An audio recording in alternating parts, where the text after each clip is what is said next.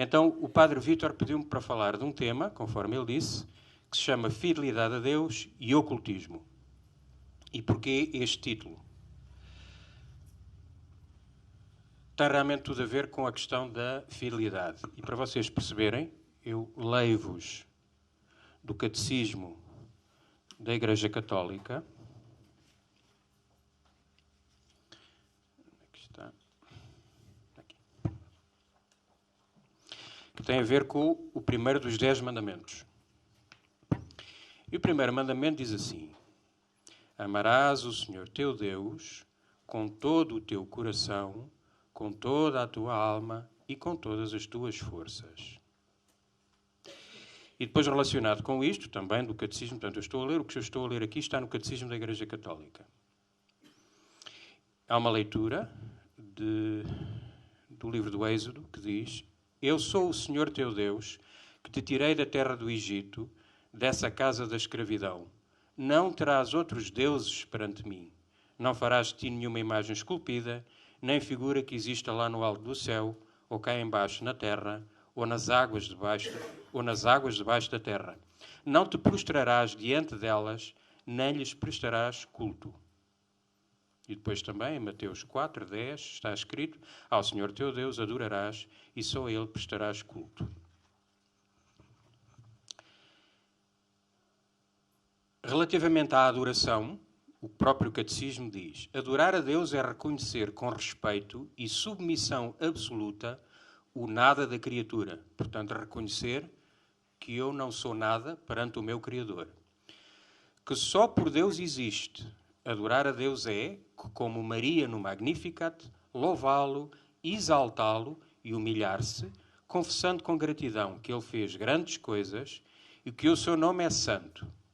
A adoração do Deus único liberta o homem de se fechar sobre si próprio, da escravidão do pecado e da idolatria do mundo. Mais à frente, no mesmo documento, diz: não terás outros deuses perante mim, conforme já foi dito. Fala na superstição, na idolatria. E mais abaixo diz: a idolatria não diz respeito apenas aos falsos cultos do paganismo. Continua a ser uma tentação constante para a fé. Ela consiste em divinizar, isto é, tornar Deus o que não é Deus. Há idolatria desde o momento em que o homem honra e presta reverência a uma criatura no lugar de Deus. Quer se trate de deuses ou de demónios, por exemplo, o satanismo. Também quer dizer que o homem pode prestar culto ao poder, ao prazer, à raça, aos antepassados, ao Estado, ao dinheiro, ao poder, etc. Depois é dito: vós não podereis servir a Deus e ao dinheiro, diz Jesus, em Mateus 6:24. Mais à frente diz, eu digo-vos, continuo a ler, do Catecismo da Igreja Católica, relativamente à adivinhação e magia. Deus pode revelar o futuro aos seus profetas e a outros santos, mas a atitude certa do cristão consiste em pôr-se com confiança nas mãos da providência, em tudo quanto se refere ao futuro, e em pôr de parte toda a curiosidade a tal propósito. Todas as formas de adivinhação devem ser rejeitadas. Recurso a Satanás ou aos demónios, evocação dos mortos ou outras práticas supostamente reveladoras do futuro, a consulta de horóscopos, a astrologia, a quiromância, o tarô, por exemplo, a interpretação de presságios, os búzios, como fazem os terreiros, o lançamento de sortes, os fenómenos dos videntes, recurso a médiuns nos centros espíritas, tudo isso encerra uma vontade de dominar o tempo, a história e, finalmente, os homens.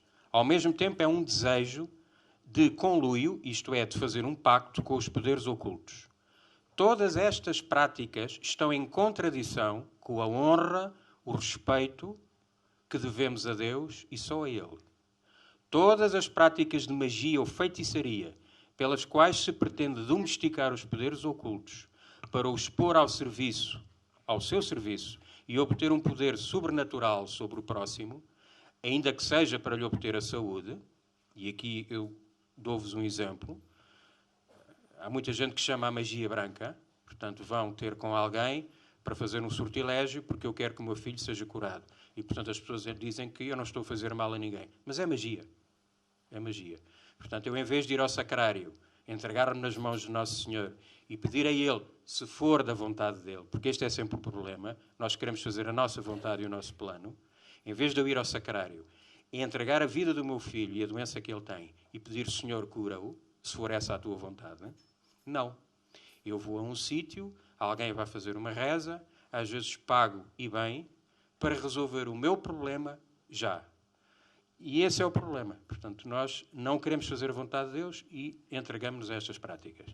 Portanto, há quem chame magia branca, há quem chame magia negra. Magia branca porque é para fazer o bem, magia negra que é para fazer o mal. Mas é tudo magia e é tudo abjeto aos olhos de Deus. E condenável.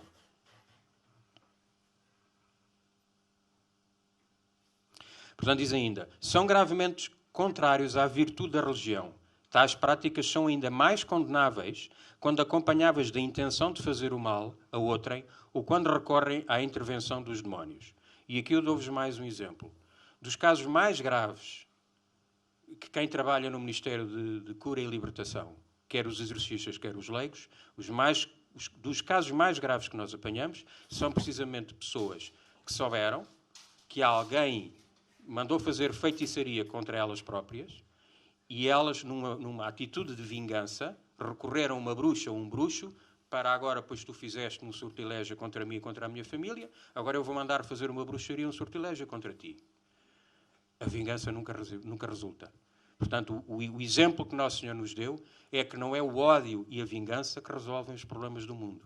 É o amor, é o perdão. E o que é que acontece? Automaticamente, muitas vezes as pessoas são sujeitas.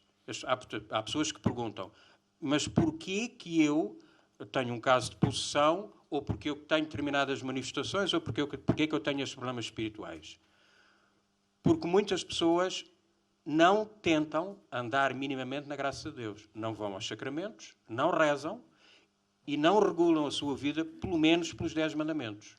Logo, não têm as defesas que o Senhor nos deu para defenderem-se a si próprios, a sua família e a sua casa. Logo, ficam à mercê de quem lhes queira fazer mal.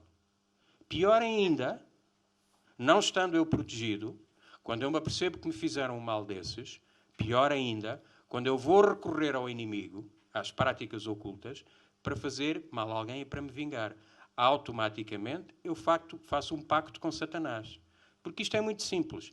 Se eu vou perante o sacrário, eu faço um pacto com Deus. Eu entrego a minha vida nas mãos de Deus.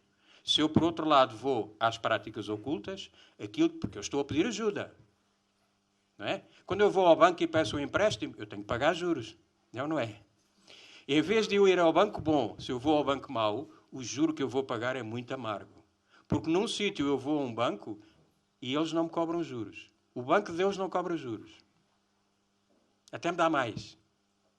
Mas o outro banco cobra juros e juros muito amargos. O uso de amuletos também é repreensível. O espiritismo implica muitas vezes práticas divinatórias ou mágicas, por isso a Igreja adverte os fiéis para que se acautelem dessas práticas. Não é o Arnaldo que diz, é a Igreja Católica. Eu vou-vos ler algumas passagens da Bíblia que falam nestas coisas. Aqui eu vou-vos dar um exemplo sobre o efeito que o pecado tem no nosso corpo. Isto é do Salmo 38:3, que diz: Senhor, não me repreendas com a tua ira, nem me castigues com a tua indignação. Em mim penetram as tuas setas, caiu sobre mim a tua mão. No meu corpo nada ficou são. Por causa da tua ira, nada há de são nos meus ossos. Por causa do meu pecado. Os meus pecados pesam sobre mim a cabeça, e como um fardo excessivo me oprimem. As minhas chagas são fétidas e purulentas, por causa da minha loucura. Ando cabisbaixo e profundamente abatido, caminho todo o dia na tristeza. As minhas entranhas ardem de febre, nada de são há no meu corpo. Estou fraco e muito alquebrado, e levam-se bem alto os gemidos do meu coração. Depois leio-vos leitura, que é do livro do Deuteronômio, capítulo 18, versículo 9. E esta leitura é tão importante que nós, quando lemos a oração de libertação, é uma das leituras que lá está. E que diz assim: quando entrares na terra que o Senhor teu Deus te há de dar, não imites as abominações daquelas gentes. E, portanto, está-se aqui a falar da terra prometida, que foi prometida por Deus ao povo judeu. Ninguém no teu meio faça passar pelo fogo o seu filho ou a sua filha, porque antigamente os povos pagãos faziam sacrifícios aos seus deuses, queimando e matando os seus filhos. Portanto, é dito: ninguém no teu meio faça passar pelo fogo o seu filho ou a sua filha, ou se dê encantamentos aos augúrios, à adivinhação, à magia, ao feiticismo, ao espiritismo, aos sortilégios, à evocação dos mortos. Porque o Senhor abomina todos os que fazem tais coisas. E eu vou-vos repetir. Uma coisa abominável é que é mais que desgosto, causa afastamento. Se eu abomino uma coisa, eu nem sequer me quero chegar ao pé dela. E o Senhor diz: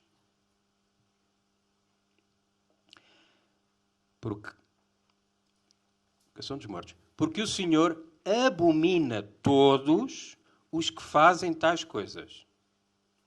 Por causa dessas abominações é que o Senhor teu Deus desaloja da tua frente essas gentes. Foi por isso que ele ajudou o povo judeu a que esses povos pagãos fossem afastados da frente deles. E depois diz: entrega-te inteiramente ao Senhor teu Deus. De novo eu vos digo: entrega-te inteiramente ao Senhor teu Deus.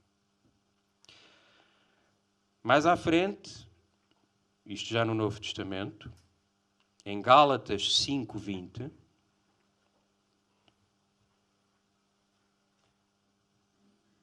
o Senhor diz: ora, se sois conduzidos pelo Espírito, não estáis sob o domínio da lei.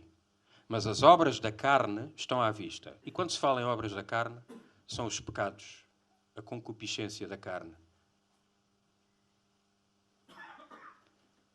Fornicação, impureza, devassidão. E depois diz: idolatria, feitiçaria. E depois continua: inimizades, contendas, ciúmes, fúrias, ambições, discórdias, partidarismos, invejas, bebedeiras, orgias e coisas semelhantes a estas. Sobre elas vos previno, como já preveni: os que praticarem tais coisas não herdarão o reino de Deus. Portanto, eu vou-vos ler outra vez. Nesta passagem, das várias coisas que estão aqui ditas, fala idolatria, feitiçaria. E depois diz: como já vos preveni, os que praticarem tais coisas não herdarão o reino de Deus. E eu faço a mesma pergunta que fiz ontem: quem é que quer ir para o céu? Eu quero. De certeza. Ora bem, se eu quero ir para o céu, as condições para ir para o céu, isto é um bocadinho como a admissão à faculdade, não é? Se eu quiser entrar numa faculdade, eles têm lá uma série de condições. Portanto, se eu não cumprir as condições, eu não entro. É tão simples como isso. E Deus deu-nos as condições para entrar no céu. Portanto, eu não posso ir contra essas condições. Depois, em João 8, 44...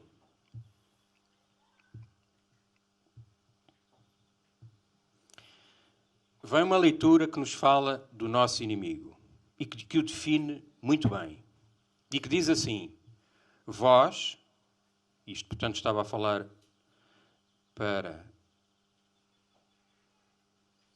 alguns que estavam contra a doutrina de Cristo, era-lhes dito: vós tendes por pai o diabo e quereis realizar os desejos do vosso pai. Ele foi assassino desde o princípio e não esteve pela verdade, porque nele não há verdade.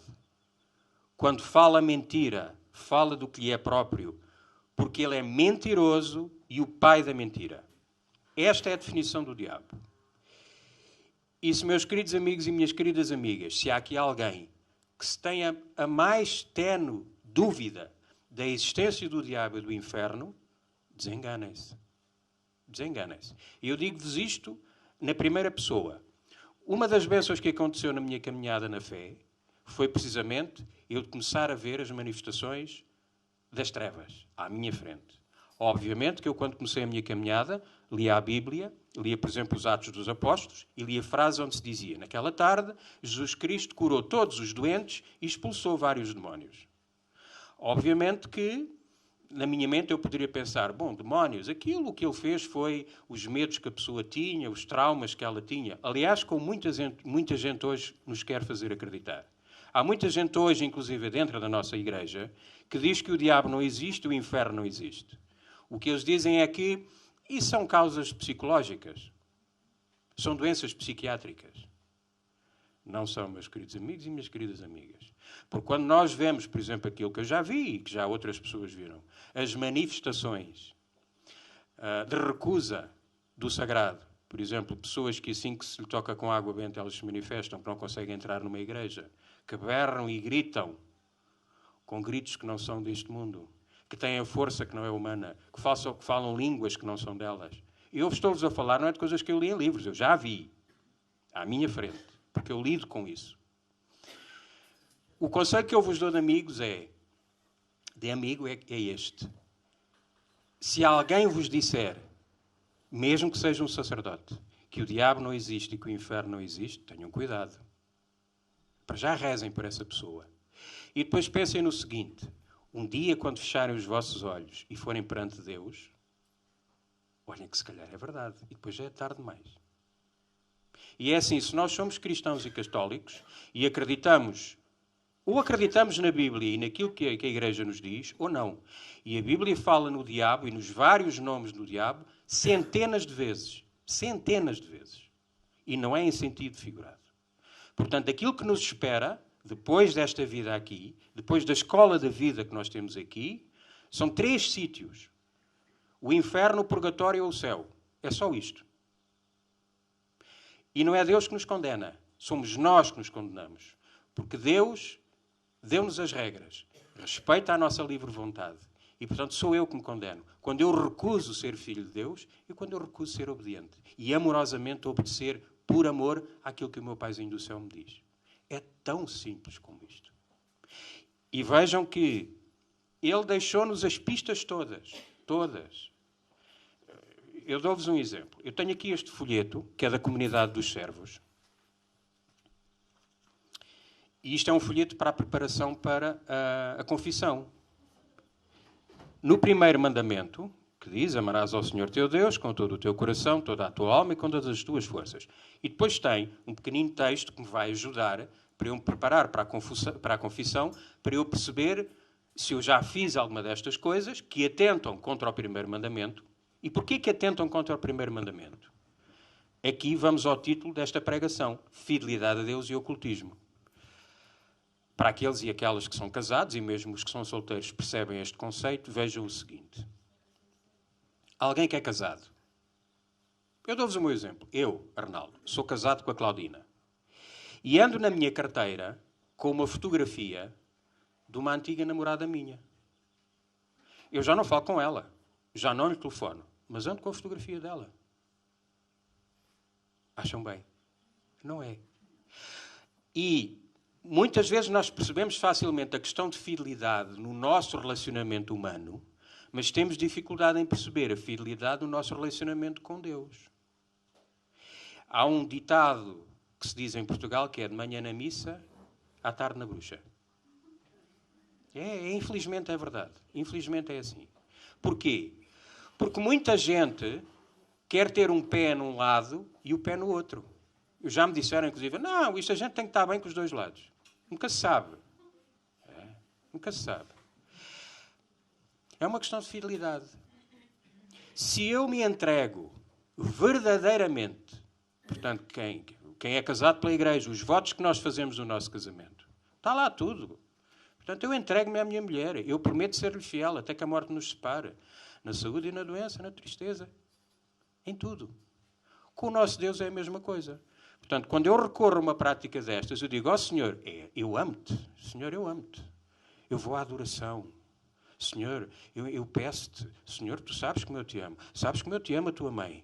Mas depois, quando a porca torce o rabo e vem um problema grande, a quem é que eu recorro? Lá está. Eu não sou fiel. Eu não sou fiel ao meu Deus. Ao meu Deus que explicitamente disse, não vás a essas práticas. E eu sou infiel e vou. Vou à outra mulher. Portanto, pondo o paralelo com o casamento, em vez de eu manter fiel à minha mulher, no bem e no mal, nas alturas boas e nas menos boas, não.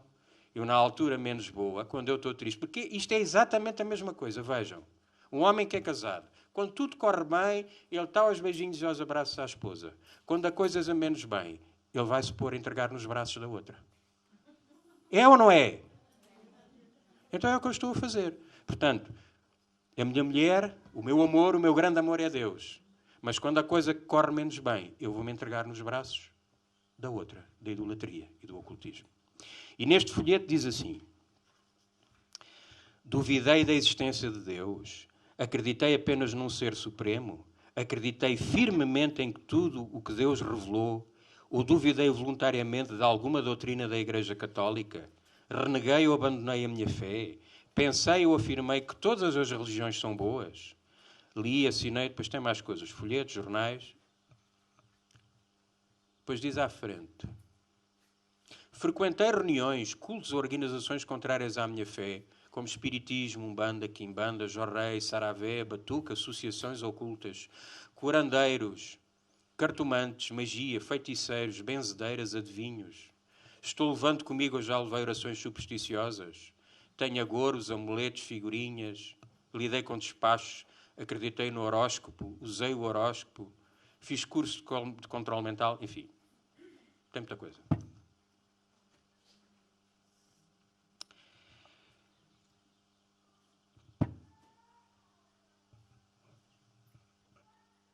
Um dos grandes enganos, e eu tenho visto isso também, que o diabo nos faz é quando nos morre alguém.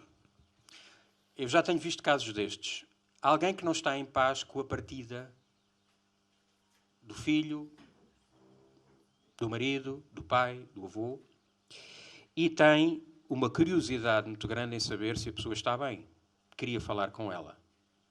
E recorre, por exemplo, a centros espíritas. O que é que se passa no centro espírita? A pessoa que se diz médium e que diz que incorpora, o que lhe acontece não é mais nem menos do que ficar possessa. E, obviamente, se vocês forem à pesca, quem conhece um bocadinho de pesca sabe que se eu mandar para a água o anzol ser uma minhoca, vocês acham que eu vou apanhar algum peixe? O peixe passa ao lado e nem liga. Bom, então eu tenho que pôr lá uma minhoca. O que é que o diabo faz? Põe lá uma minhoca, que é quando o suposto vidente, ou médium, ou o que seja, incorpora, começa a falar, às vezes até com a voz igual, do meu avô, da minha mãe que partiu, a quem seja, e começa a dizer coisas que só eu e ele é que sabíamos. Logo aí, eu começo a engolir a minhoca, porquê? Eu digo, não, quem está a falar é o meu avô. É a voz dele. Ele está a dizer coisas que só nós é que sabíamos. A partir daquele momento, eu já tenho um anzol dentro da minha boca. Porquê? Porque a partir do momento, tudo aquilo que for dito, eu acredito como verdadeiro. Meus queridos amigos e minhas queridas amigas, aquilo que se passa no centro espírita não é nem mais, nem menos do que ouvir o diabo. Porque o diabo não conhece o futuro, mas sabe o passado, conhece-nos muito bem e é extremamente inteligente, muito mais do que qualquer um de nós. E vai, obviamente, dizer-nos aquilo que a gente quer ouvir. Ele sabe, ele conhece. Mas várias famílias que eu conheço em que membros andaram em centros espíritas nunca mais tiveram descanso. Portanto, centros espíritas, o livro do Allan Kardec, tudo isso, quem tiver, faça uma boa fogueira e queime-o.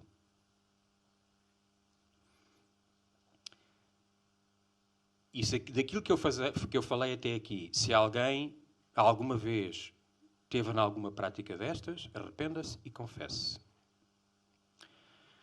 Outra coisa que eu vos pergunto, valerá a pena a cura a qualquer preço? Portanto, imaginem uma situação extrema. Eu tenho um filho que está doente e alguém me diz, vai àquela senhora, ela vai fazer um despacho, uma oração, o que seja, e vejam muitas destas senhoras, a gente entra lá e tem uma imagem de Nossa Senhora, tem crucifixos, tem tudo. Não é? E, portanto, aparentemente aquilo é bom. Há muitas pessoas que dizem, Sr. Arnaldo, mas eu fui lá e tinha lá a imagem de Santo António, tinha a imagem de Nossa Senhora. Essa é a arte do demónio. Lembrem-se do que é que estava dito na Bíblia. Ele é mentiroso e pai da mentira. Obviamente, se ele quer enganar, ele vai se disfarçar. E, portanto, terá uma aparência boa. Eu volto-vos a perguntar, valerá a pena a cura a qualquer preço? Eu acho que ontem já disse isto. Mais vale eu entrar coxo, estropiado, cego no céu, do que entrar lá cheio de saúde. Mais vale. E o problema é que nós muitas vezes não temos a noção que o mais importante na nossa vida não é o corpo. Obviamente, eu sou avô.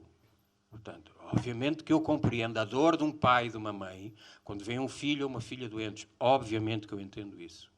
Mas por cima disso deve estar a salvação da alma do meu filho e da minha filha. E por nada deste mundo eu vou colocar em xeque a salvação da alma do meu filho ou da minha filha. Eu não posso. Mas, Sr. Ronaldo, eu estava aflito, eu já não sabia o que é que havia de fazer. Entrega-te a Deus. Entrega-te a Deus. Então, e se Deus não quiser que o meu filho fique já curado? Aceita. Aceita. Porque te garanto que Deus ama mais, muito mais do que tu, o teu filho. E Ele quererá sempre o seu bem. Muitas vezes, quantas doenças não acontecem na nossa vida precisamente para nos chamarem a Deus? Quantas? Quantos casos eu tenho visto que aparentemente são uma desgraça, mas acabam por ser uma bênção. Porquê? Porque o sofrimento faz com que essa pessoa seja humilde. Com que essa pessoa se lembre que Deus existe, que se aproxime dele, que a família se reúna à volta dele. Eu já vi casos desses. Uma criança com cancro. A pessoa pode perguntar assim, mas que mal é que pode ter feito uma criança para merecer ter um cancro e sofrer assim? Esse é o nosso pensamento humano. Deus diz-nos, os meus caminhos são muito mais altos que os vossos. Vocês não podem entender. Nós não temos a capacidade de entender o plano de Deus.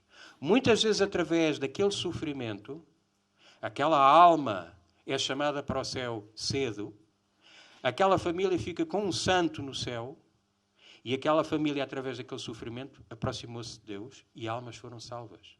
Não nos compete a nós julgar os caminhos de Deus. Nunca.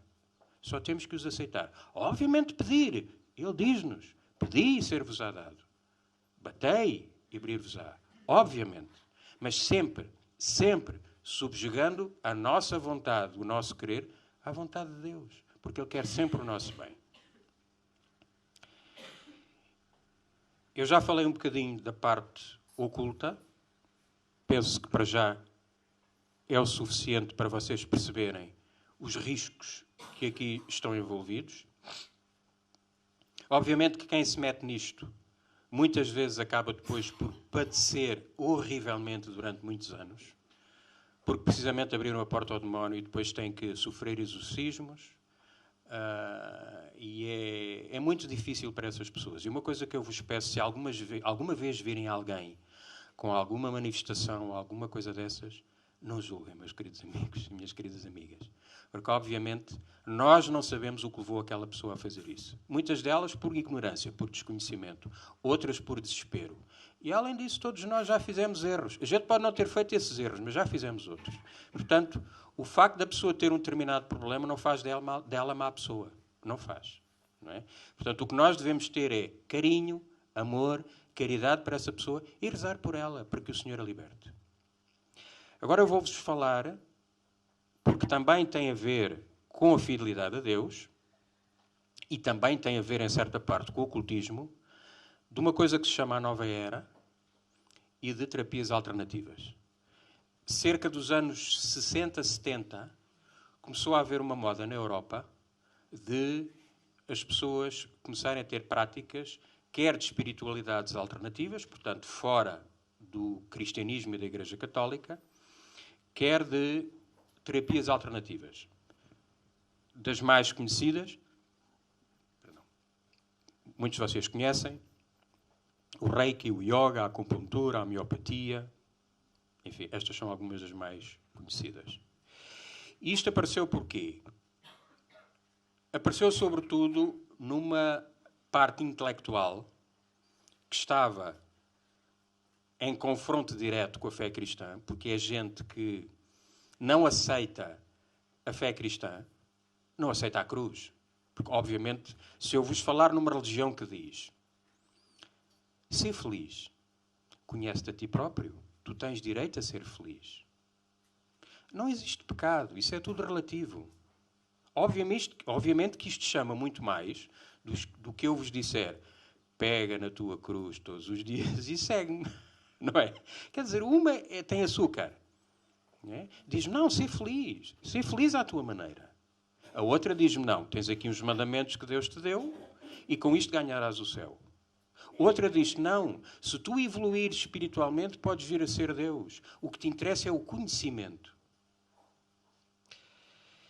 E baseado nisto, baseado sobretudo em duas grandes religiões, no hinduísmo e no budismo, muitas pessoas começaram a trazer isto para a Europa.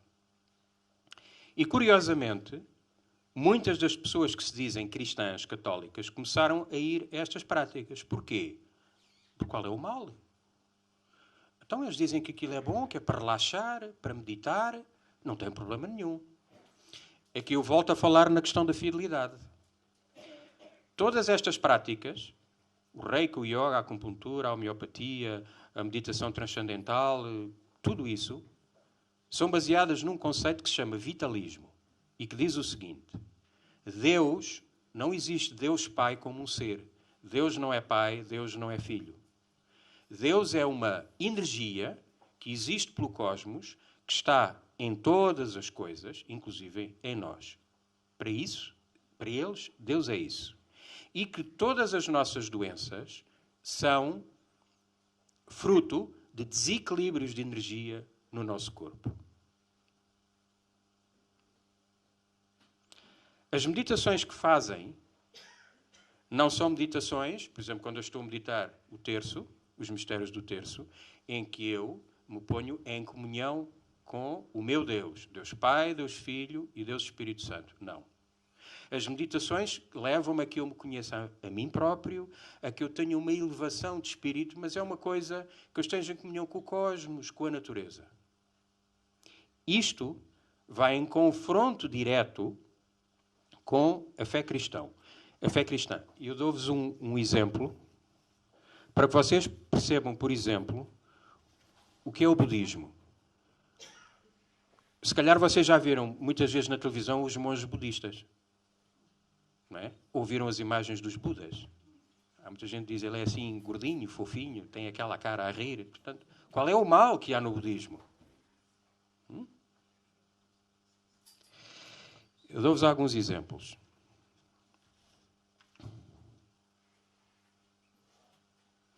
A realidade é indescritível e um Deus com atributos não é a realidade final.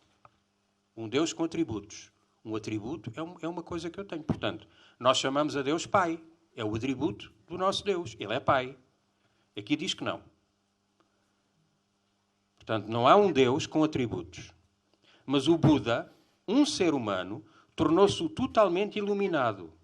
E o propósito da vida é atingido através da iluminação, através do conhecimento. Quem é que fala assim? Satanás. Não é outro. Porque diz aqui que o Buda, o ser humano, tornou-se totalmente iluminado e o propósito da vida é atingido pela iluminação. Isto não é o que a fé cristã diz. Porque o propósito da minha vida é salvar a minha alma. Não é eu ser iluminado, ter cada vez mais conhecimento. Esse estado de consciência, o nirvana, a extinção das limitações do ego, é atingível na Terra. Todos os homens e todas as outras formas de vida contém a potencialidade de iluminação. É por isto que muitas vezes nós vemos muita gente falar na ecologia e que quer defender os cães e os gatos e os seres conforme nós. Portanto, eles, por exemplo, defendem. Eu não posso, se eu destruir um ovo de avestruz, posso ser preso. Mas se eu fizer um aborto, não. Ainda me pagam para isso. Percebem a diferença?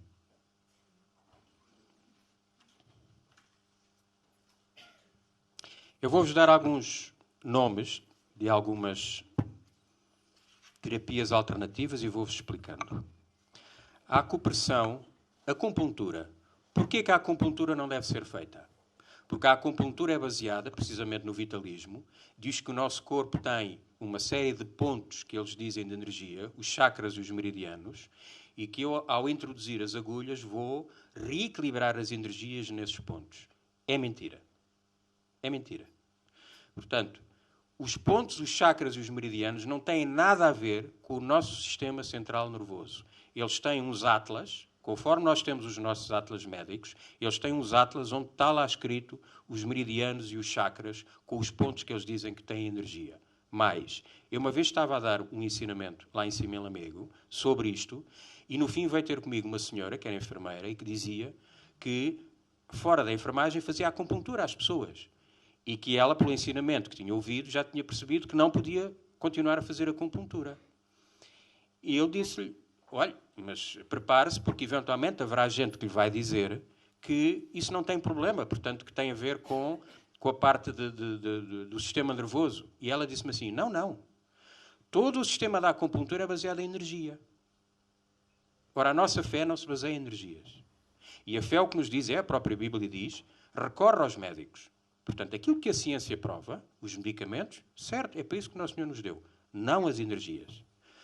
Todas estas práticas energéticas estão em confronto direto com a fé cristã. Porque, volto-vos a dizer, são baseadas num conceito de Deus que não é o nosso.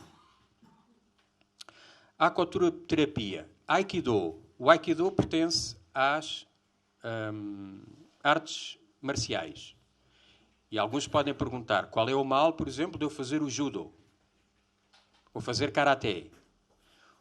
É o mesmo problema do yoga. Por trás tem uma espiritualidade oriental que entra em confronto direto com a fé cristã. Alquimia, análise da áurea, aromaterapia, astrologia, ayurveda, biorritmo, budismo, cura dos chakras, cura energética, cura espiritual, cura por cristais. Quantas pessoas eu tenho visto com um cristal pendurado ao peito, mas não têm um crucifixo? É aquele cristal é que me vai proteger e trazer boa sorte. Ou com um trevo de 4 folhas, ou com um mocho. Cura dos chakras, cura energética, cura espiritual, cura prânica, eletroacupuntura, florais de Bach. Muitas vezes nas ervanárias e nessas lojas vê-se uns fresquinhos assim, que se chamam florais de Bach. E então o que eles dizem é que com aquele cheirinho, com os vários cheirinhos, eu vou sentir-me bem, ou vou curar as dores nas costas, ou o que seja. Yoga. O yoga é das práticas que estão mais difundidas e é das práticas que normalmente as pessoas têm mais dificuldade em perceber porque é que não se deve fazer yoga. E há muitas pessoas que dizem que eu faço yoga por ginástica. Porque há muitos sítios onde eles dizem que eu faço aquelas posições para alongamentos e o que seja. Eu dou-vos um exemplo. Se eu fizer isto, o que é? Eu estou a fazer ginástica. Será? Quem começou a fazer o sinal da cruz, porquê que fazia o sinal da cruz? O que é que isto representa? E tem poder. Bom. Então quem inventou as posições do yoga, fê-lo por acaso? Não fez. Tudo o que está no yoga, as posições, os mantras, as frases que repetem, têm um significado espiritual. Por trás, têm uma base espiritual, que são baseadas no hinduísmo, no budismo e no vitalismo, conforme eu já expliquei, entram em confronto direto com a fé cristã, porque são baseadas num Deus que não é o nosso, num conceito de Deus que não é o nosso. Ora, as pessoas continuam a dizer assim, Sr. Arnaldo, mas qual é o problema? Eu não acredito naquilo. E eu digo-lhes, então, se tu não acreditas em Satanás. Então põe lá uma estátua de Satanás em tua casa. Volta à questão da fidelidade. Porquê? Eu volto-vos a dizer outra vez. Quando eu andava com a fotografia da antiga namorada na carteira. É uma questão de fidelidade. Se eu sou fiel ao meu Deus, porquê que eu vou fazer uma prática que eu sei que é baseada numa espiritualidade que está em perfeito desacordo com a minha fé? Não vou. Eu posso fazer tanta coisa. Se eu quero fazer ginástica, eu tenho a ginástica tradicional, que não tem mal nenhum. Tenho tanta coisa que posso fazer. Porquê que eu vou prevaricar? Porquê que eu vou fazer isso? Portanto, o conselho que eu vos dou, não façam. Não façam. Aliás, mais, nós, no Ministério de Cura e Libertação, muitas vezes vemos pessoas que andaram anos a fazer yoga e que depois têm graves problemas espirituais. Para já afastaram-se da igreja. E têm graves problemas espirituais só por causa disso. Iridologia, tratar doenças através da íris. Massagens, cuidado com as massagens. Cuidado com as massagens. Uma massagem por uma fisioterapeuta, uma massagem normal, obviamente que é muito boa. O problema é que, quando forem às clínicas de fisioterapia, perguntem: olha, a menina faz yoga, a menina faz reiki. Porque muitas vezes, nessas clínicas de fisioterapia, os massagistas começam por fazer as práticas normais de massagem, mas depois começam a tirar um cursozinho de reiki, um cursozinho de shiatsu, e depois vão pondo essas práticas. Automaticamente já estão fora. Porque não estão a fazer uma prática clínica. Estão a pôr também uma questão espiritual. Porquê? Porque estão a fazer invocação e estão a querer, por através da energia, corrigir os problemas. E eu dou-vos um exemplo relativamente à questão do oculto e à questão da energia. Se eu tocar a campainha da vossa porta, o que é que vocês fazem? Abrem logo a porta? Não. Eu, pelo menos, não faço. Ou olham lá pelo óculo, ou perguntam quem é. Pronto. Quando eu vou às práticas ocultas, obviamente, o que é que eu fiz no início antes de falar? Invoquei o Espírito Santo. Quem é que eu chamei a esta sala? O Espírito Santo, o Espírito de Deus. Portanto, eu sei quem é que eu estou a chamar. Eu sei a quem é que eu estou a abrir a porta. É ou não é? Quando eu vou a uma prática destas, é a mesma coisa que se tocarem à porta, eu abro a porta sem perguntar quem é. Quem é que me entra para casa dentro? Pode ser o meu melhor amigo ou alguém para me assaltar. Porque estas práticas, porque precisamente são ocultas, e eu não sei de onde é que vem essa energia, pode entrar tudo. E garanto-vos que entra. Nomeadamente, por exemplo, outra prática, o Reiki, que está muito difundida, e que inclusive hoje é feita nos hospitais. É das piores coisas que podem ser feitas. O Reiki é uma prática que faz invocação de demónios. Porque aquilo que o mestre Reiki faz é invoca as potências e as energias do cosmos e os mestres ascensos, e depois com essa energia quer canalizá-la para o paciente. E volto-vos a dizer, eu não estou a chamar o Espírito Santo, estou a chamar as energias do cosmos. Estou a abrir a porta, quem é que lá vem? E há casos, inclusive, de pessoas que ficaram possessas, em que depois elas se manifestam e dizem, eu sou o espírito do Reiki. Está claro? Musicoterapia, música New Age. Às vezes há aqueles CDs que têm aquelas musiquinhas com a água a correr e... É. Só que também lá está a minhoca. Sabem porquê?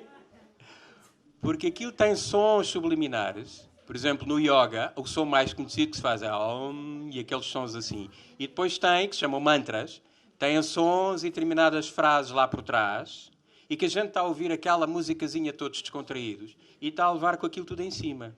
Portanto, se os tiverem, destruam. Esqueçam. Querem relaxar? Olha, ouçam o canto gregoriano, que é tão bom. Música sacra, que é tão bom. Outra coisa, rabdomância ou vedor. Se calhar alguns de vocês lembram, se calhar os mais antigos lembram-se. Havia uns senhores que usavam uma forquilha para ver onde é que havia água. Andavam nos terrenos. Isso é uma prática oculta. Pois, é. É uma prática de adivinhação. Porque é assim, se fosse a vara que mostrasse onde é que está a água, eu ia ali ao supermercado, tinha lá um saco de plástico todo bonito com o preço, com uma vara, eu pegava na vara e ia ver onde é que estava a água. É ou não é? Hã? Portanto, se alguma coisa acontece, é porque aquela pessoa que ali está acredita que há um poder que vai fazer com que a vara se dobre para lhe dizer onde é que há água. É adivinhação, é uma prática de adivinhação. E agora eu vou ser mauzinho com vocês. Quem é que já fez com a agulha e com a linha para ver se era menino ou menina, quantos filhos é que tinha? Então eu vou perguntar ao contrário. Quem é que não fez? Que é melhor. Quem é que não fez? Hã? Pronto. Então agora ouçam lá. Ouçam lá. É uma prática oculta porquê? Porque é o mesmo que usar o pêndulo. É uma prática de adivinhação. E a pessoa pode dizer assim, mas eu não fiz isso mal, eu fiz isso na brincadeira. Mas cuidado com as brincadeiras. Cuidado, ouçam, agora ouçam. Não se dispersem. Ouçam. Porque é assim, eu volto outra vez à questão da fidelidade. Ou eu sou fiel ou não sou fiel. Eu estou a fazer uma prática de adivinhação. E, portanto, eu li-vos várias leituras onde o Senhor condena a adivinhação. E isto é uma prática de adivinhação. Mesmo que seja na brincadeira. Mesmo que seja inocentemente. Eu estou-me a expor a um perigo. Portanto, acho que já vos dei alguns temas para vocês depois irem à confissão. Depois um bocadinho. Pilatos. O Pilatos é preciso ter cuidado. Porquê? Porque muitas vezes no Pilatos depois integram outro tipo de coisas que não são nem dança nem ginástica. Portanto, o meu conselho é tenham muito cuidado. Eu diria que nestas coisas, por exemplo, nestas terapias, praticamente tudo o que acaba em ia é a forma mais simples. Há uma que se chama osteopatia. A osteopatia o que faz é a manipulação do nosso esqueleto. Qual é o risco? Muitas das pessoas, os osteopatas, muitos deles, também fazem outras práticas. E, por exemplo, quando fazem a manipulação do crânio, em que eles manipulam o crânio, há pessoas, por exemplo, que têm desvios de coluna, andam assim. Não é? E eles fazem, através de esticar os membros e da manipulação, eles conseguem corrigir isso. Mas depois, quando estão a fazer a manipulação do crânio, começam a fazer invocações. Já estragaram tudo. Portanto, o melhor que vocês têm a fazer é façam as perguntas. Perguntem à pessoa que está a fazer, olha, você faz reiki, faz yoga, faz alguma coisa... Se a pessoa disser, não, eu não acredito em nada disso, nem quero nada a ter a ver com isso. Encantado da vida. Só que há outros que dizem. E, portanto, vocês aí digam, parou, não façam mais. Outra coisa que eu vos aconselho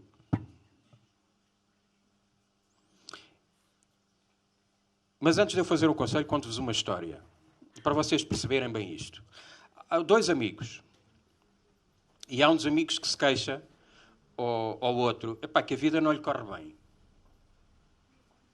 e que ele gostava de saber um bocadinho o que é que está para a frente, como é que a vida dele vai correr. E o amigo diz-lhe, eu tenho a pessoa certa.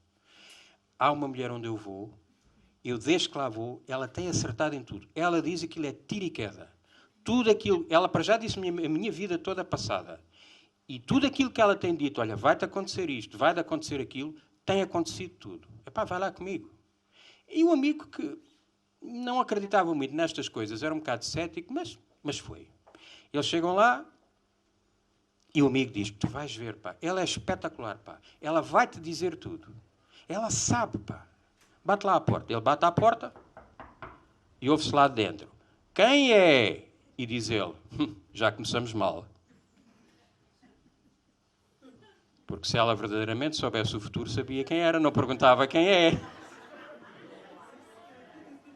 É ou não é? Estão a ver o engano? Estão a ver como é que nós somos enganados?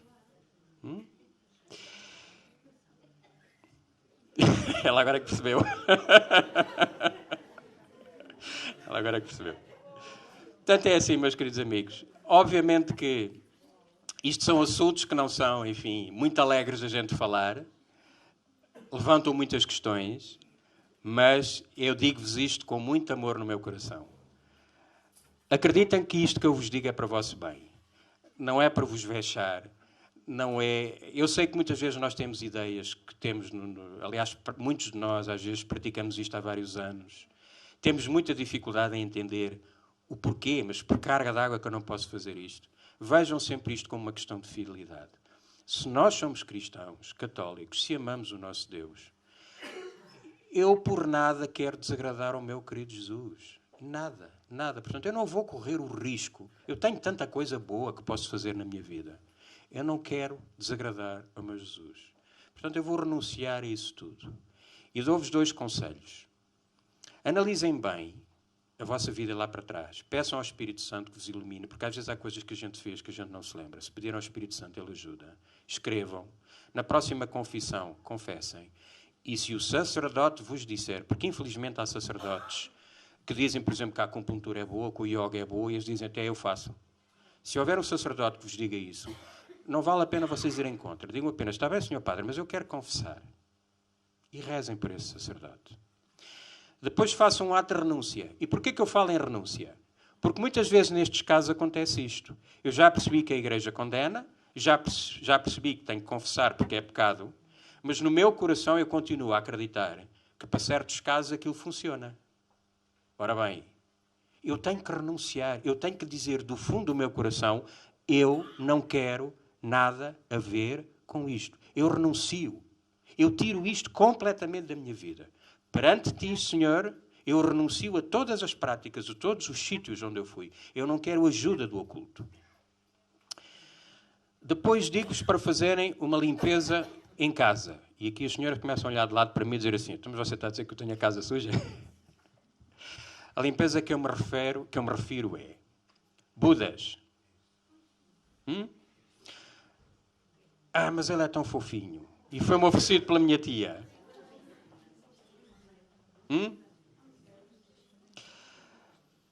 É assim, um cristão não pode nem deve ter uma estátua de Buda em casa. Eu já vos expliquei o que é o budismo. O budismo acredita na reencarnação. Nós não reencarnamos. A Bíblia diz, há uma vida e uma morte. Obviamente que há a vida eterna, mas aqui só há uma vida. Então eu vou ter uma estátua de uma religião em minha casa que afirma um conceito que é exatamente contrário à minha religião. Não vou. Eu tenho lá uma imagem da Nossa Senhora, tenho a imagem dos santos. Por carga d'água é que eu vou ter um Buda em casa? Livros do ocultismo. Eu dou-vos um exemplo. Às vezes a gente vai às bombas de gasolina e está lá umas revistazinhas destas. É bom, não é? Tem orações e anjos. Tem peça uma graça à Nossa Senhora de Fátima. E depois tem uma imagem da Nossa Senhora de Fátima. Deve ser bom. Não é? Acho que sim. E depois eu abro e tem aqui uns anjinhos. A hierarquia dos anjos. E aqui já começa a andar assim. Aos santos anjos. Depois ensina-me a rezar o terço. Epá, isto é bom. Uma oração ao Pai. Ah, mas depois tem o Dr. Sousa Martins.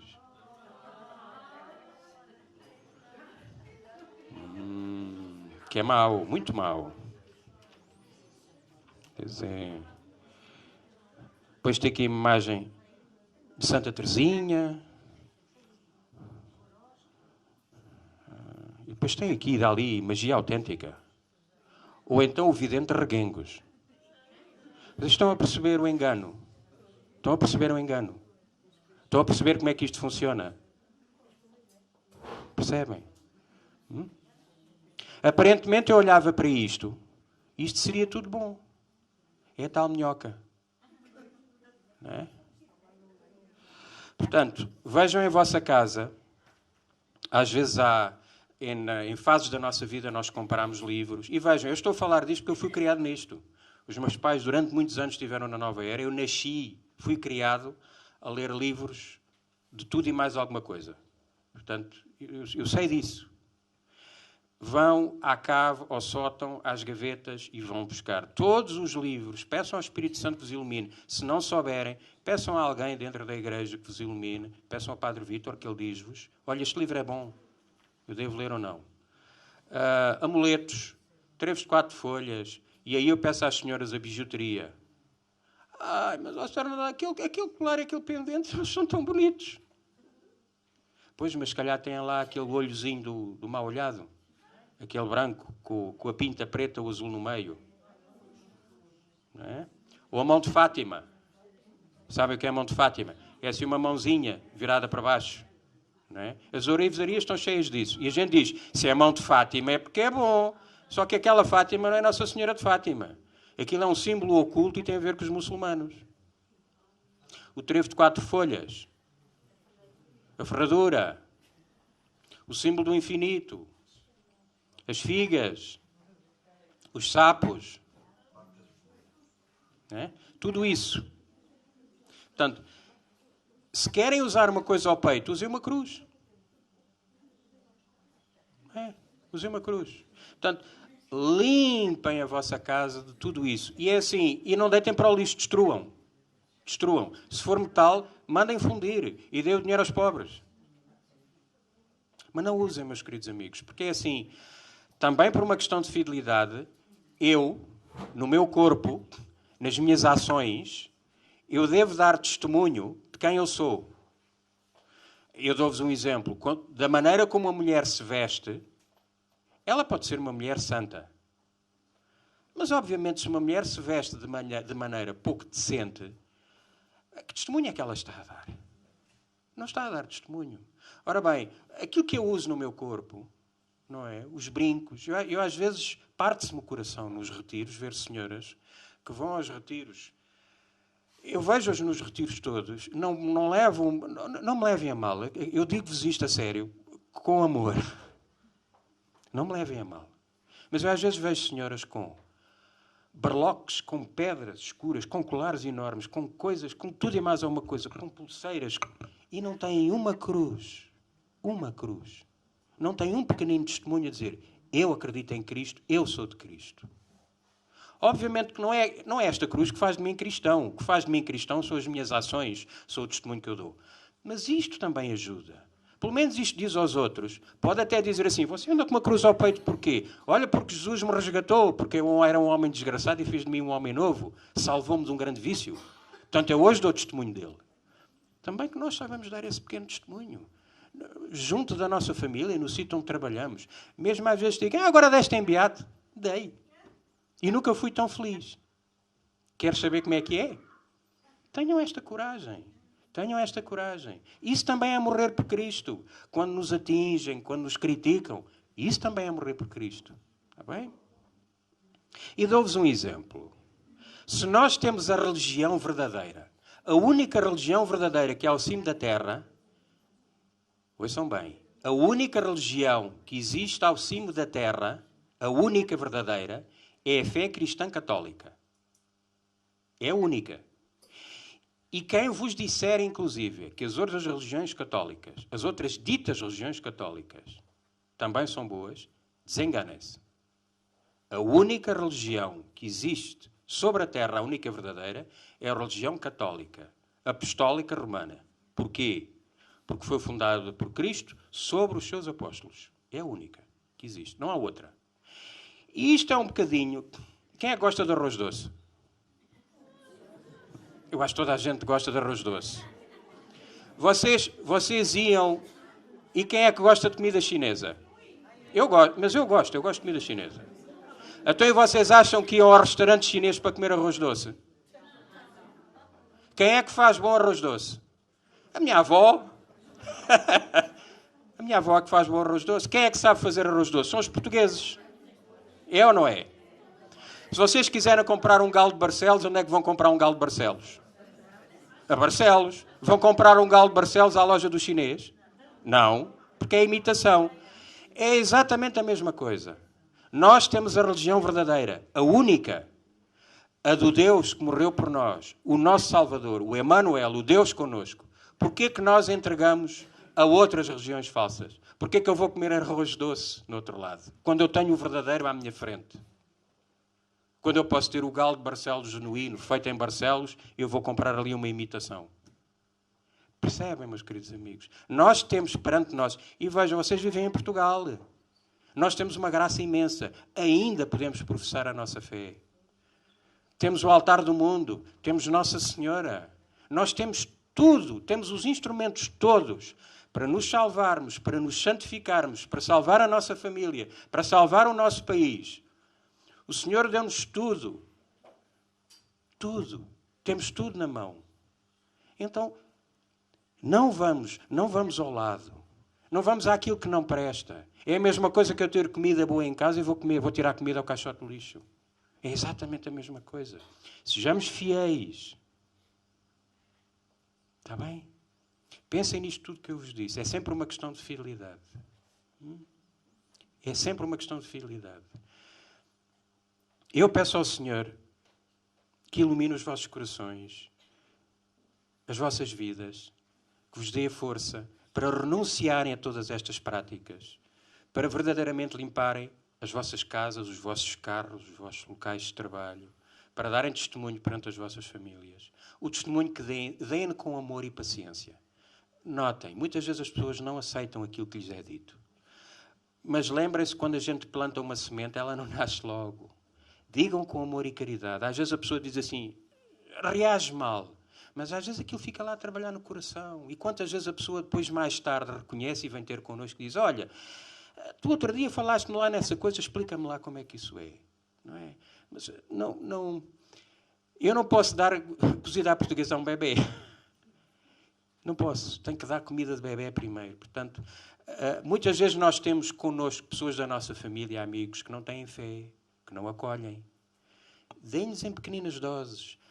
O melhor testemunho que vocês podem dar da vossa fé é o vosso amor. Conheçam-nos. Ouçam-nos. Aproximem-se deles. Mesmo que eles andem no pecado. Mesmo que eles não acreditem. Mesmo que eles vos critiquem. Se vocês lhes derem amor, se derem o testemunho de fé, dizer, eu sou feliz. Cristo fez-me feliz. Mesmo que eles não entendam. Mas deem-lhes este pequenino testemunho. Queiram saber da vida deles. Acompanhem-nos. Digam, olha, eu vou à missa, queres ir comigo? Mesmo que eles digam 10 vezes, se calhar a 12ª vez, eles até vão. Sejam caridosos, amorosos. Deem testemunho de Cristo.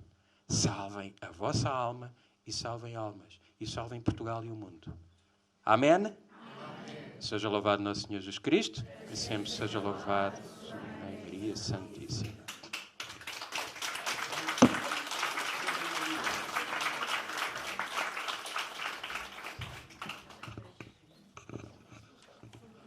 Então, obrigado, Arnaldo. Para concluir, queria chamar a atenção de duas coisas. Por exemplo, a gente não sabe, mas o Sousa Martins praticava o espiritismo. Era espírita no Hospital da Guarda, onde a gente vai pedir promessas, reza e levam velas, mas ele era espírita, não é? Podia ter feito obras, boas obras, não sei, mas é espírita, portanto invocava aos mortos para pedir ajuda. É um engano, não é? É um engano e é uma coisa que no nosso distrito está muito implantado.